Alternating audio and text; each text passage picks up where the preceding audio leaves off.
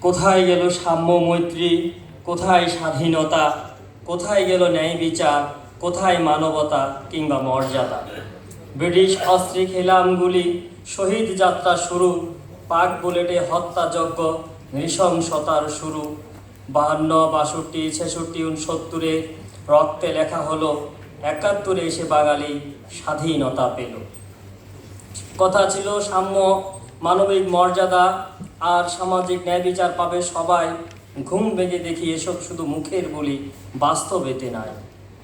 এবার লড়াই আপন ঘরে, গোপন কিছু নাই। দেখতে দেখতে দুর্নীতিবাজ আর মৌলবাদীরা পেল ঠাঁই। রক্ত দিলাম, জীবন দিলাম, দিলাম মাথার খুলি। স্বাধীনতা সাম্য চেয়ে শুধুই খেলাম গুলি। তবুও লড়াই চালাতে হবে গণমানুষের জন্য।